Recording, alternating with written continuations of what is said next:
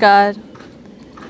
क्या कभी ये बात आपको हैरान नहीं करती है कि जितने ज़्यादा डॉक्टर, जितने ज़्यादा हॉस्पिटल और क्लिनिक बढ़ते जा रहे हैं, उतनी ही ज़्यादा रोग और उतने ही ज़्यादा बीमारियां बढ़ती जा रही हैं।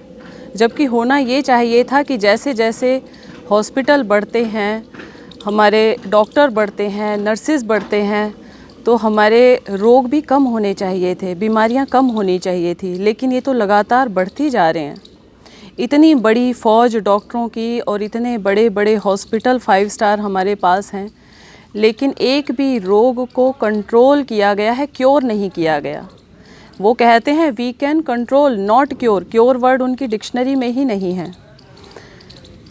रोग आता कहाँ से है? कभी हम ये जानने की कोशिश नहीं करते कि हमारे गलत खान पान और गलत रहन सहन की वजह से रोग आता है, और उसको दूर कर लेते हैं तो रोग भी चला जाता है।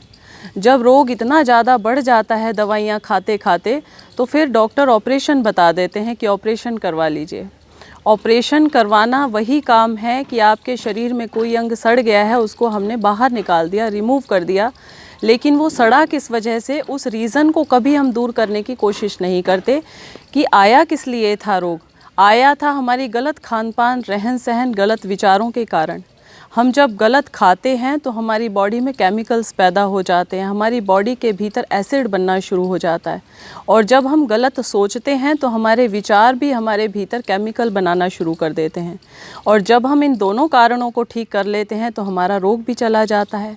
ये दुनिया के सारे जीव जंतु, पशु पक्षी, प्राणी कैसे अपना जीवन जीते हैं, जिनको हम घर में पाल करके रखते हैं, ये पशु पक्षी प्राणी फिर भी कभी कभार बीमार हो जाते हैं। लेकिन जंगली जानवर पूरे जीवन में सिर्फ एक ही बार बीमार होता है और उसी समय फिर अपने प्राण त्याग देता है।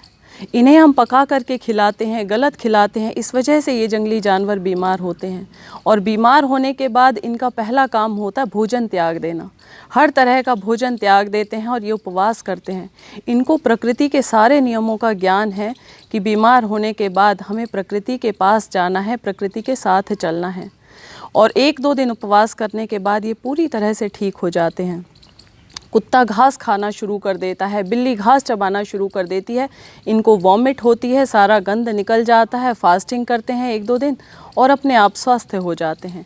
लेकिन मनुष्य जब बीमार होता है तो भागता है डॉक्टर्स के पास, और वहाँ से तरह तरह की दवाइयाँ, केमिकल्स, क्रीम, तरह तरह के उपकरण लेकर के आता है। आज बीपी चेक करूँ, आज डायबिटीज़ चेक करूँ।